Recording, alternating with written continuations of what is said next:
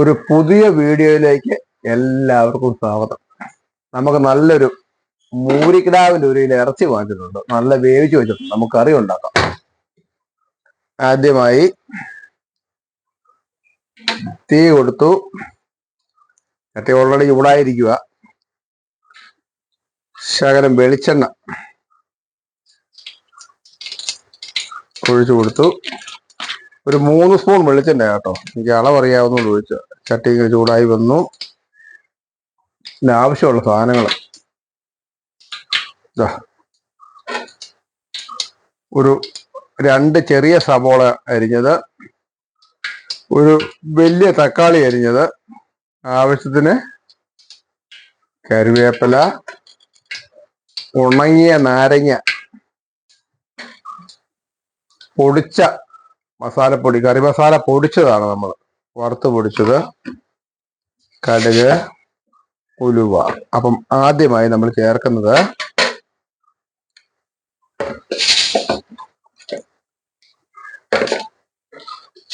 കടുക്, ഒരൽപ്പം കടുക് ഇട്ട് കൊടുത്തു.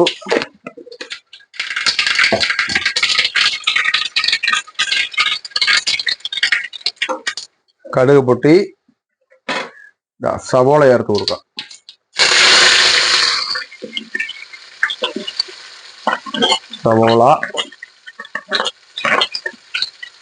സവോള നന്നായിട്ട് വഴണ്ട് ഒരു റോസ് കളറായി കഴിയുമ്പോൾ നമുക്ക് തക്കാളി ഇട്ട് കൊടുത്താൽ മതി കേട്ടോ, അല്ലെങ്കിൽ ഒരു പച്ചചവയുണ്ടാവും.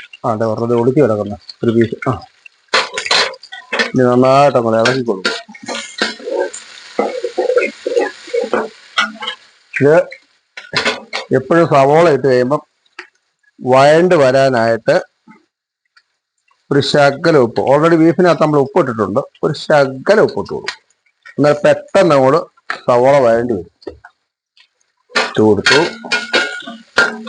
കുക്കറിനകത്ത് ഇതാ നല്ല ഒന്നാന്തരം മൂരിക്കൂട്ടനെ വേവിച്ച് വെച്ചിട്ടുണ്ട്. നല്ല മൂരിക്കൂട്ടൻ കണ്ടോ, നല്ല നെയ്യില്ലാത്ത 1 കിലോ മൂരിക്കൂട്ടിന്റെ നെടുനാരിറച്ചി, ഏറ്റവും സോഫ്റ്റ് ആയിട്ടുള്ള ഇറച്ചി കേട്ടോ, നെടുനാര്. സവോള നന്നായിട്ട് വഴറ്റി ഇങ്ങനെ എടുത്ത് വരിക. കണ്ടമാനം വഴണ്ട, ചെറിയ രീതി നല്ല കേട്ടോ വഴണ്ട് വരട്ടെ. നമുക്കൊരൽപ്പം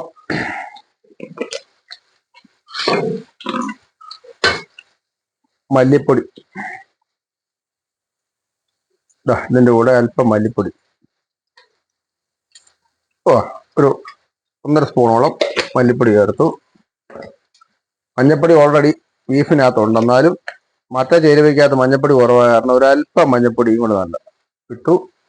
ഇതെല്ലാം പൊടിച്ചു കേട്ടോ, പാക്കറ്റ് മല്ലിപ്പൊടിയല്ല, മഞ്ഞപ്പൊടിയല്ല. എരിവുള്ള മുളക് പൊടി ഒരു 3/4 സ്പൂൺ, 3/4 സ്പൂൺ. ഉലുവ, അതായത് ഇറച്ചിക്ക് ഏറ്റവും നല്ല ഉലുവ, ഒരല്പം ഉലുവ ഇട്ട് കൊടുക്കുക. അല്പം, ശകലം മതി കേട്ടോ, ശകല ഉലുവ ഇട്ട് കൊടുത്തു. കുരുമുളക് പൊടി ഉണ്ട്, കുരുമുളക് പൊടി ലാസ്റ്റ് ചേർത്താൽ മതി. ഇത് നന്നായിട്ട് വരണ്ട് വന്നിട്ടുണ്ട്. കണ്ടോ, ഇത്രയും മതി കണ്ടോ, റെഡിയായി വന്നിട്ടുണ്ട്. ഇനി തക്കാളിപ്പഴം ചേർത്ത് കൊടുത്തു.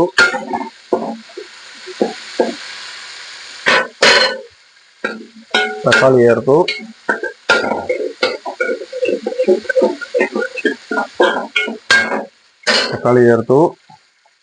ഈ തക്കാളി ചേർക്കുന്നതിനോട് ശകലം തീ കുറച്ചിട്ട് പൊടി ഐറ്റങ്ങളെല്ലാം ചേർത്ത് കൊടുത്തു.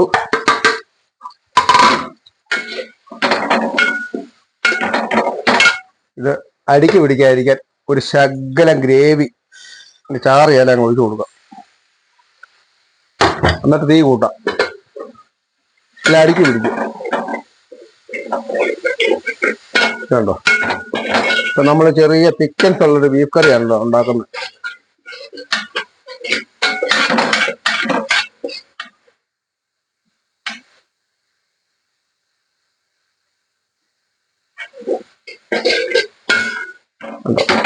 നല്ല തിക്കൻസ് ഉള്ള ബീഫ് കറി നമ്മൾ ചെയ്യുന്നത്.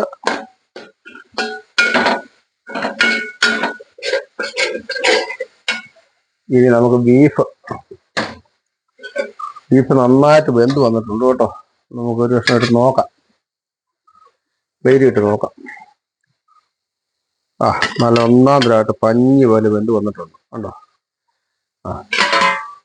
ഇനി നാരങ്ങ, ഉണങ്ങിയ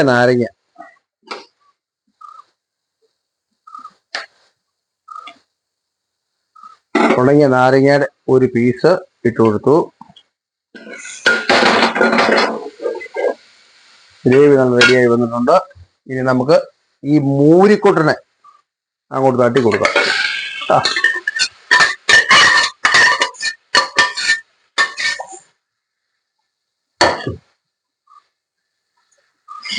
ഈ കഴിഞ്ഞ ദിവസം വരെ എല്ലാം തീറ്റയൊക്കെ തന്ന് ഇങ്ങനെ കമ്പനി കൂടുകയാണ് മൂരിക്കൊട്ടന്റെ ഇറച്ചി. കണ്ടോ, റെഡിയായി. ഇങ്ങനെ പാത്തിൽ നിന്ന് അടച്ചു വെക്കാം. അടച്ചു വെച്ചു. പിന്നെ വേറൊരു ഫ്രണ്ടിന് വെളിയിൽ പോകുന്നുണ്ട്, അദ്ദേഹത്തിന് കൊടുക്കാൻ വേണ്ടി മാങ്ങാച്ചാർ ഞാൻ ഇട്ടിട്ടുണ്ട്. മാങ്ങ അച്ചാർ ഇത് ഫ്രണ്ടിന് കൊടുക്കാനാ. ഇത് രാവിലെ ഇട്ടാ നല്ല നാടൻ മാങ്ങ കൊണ്ട് അച്ചാർ ഇട്ടിട്ടുണ്ട്. അച്ചാർ കൊടുത്തു വിടാനായിട്ടുള്ളതാണ്.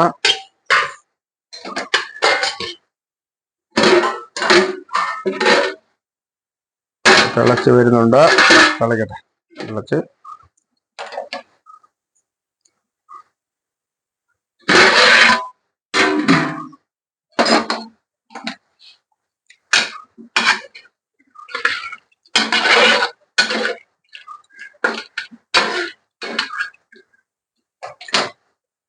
നമുക്ക് ചെറുതായിട്ടൊന്ന് ഉപ്പ് നോക്കാം. ഉപ്പ് നോക്കട്ടെ.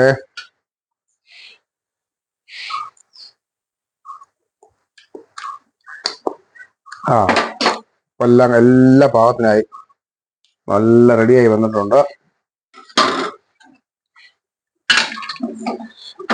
കൂടി ശകലൊന്ന് കുറുകണം.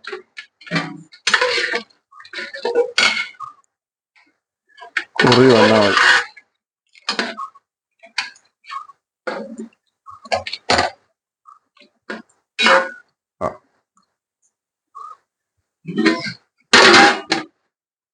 ഒന്നുകൂടെ ഒന്ന് തിള കയറട്ടെ. അത് റെഡിയായി. ഇതെല്ലാം നമുക്കൊന്ന് പെറുക്കി വെക്കാം. ഓർഡർ അനുസരിച്ച് എല്ലാം ഒന്ന് പെറുക്കി വെച്ചു, എടുത്ത് മാറ്റി. എല്ലാം റെഡിയായി വന്നിട്ടുണ്ട്. സംഗതി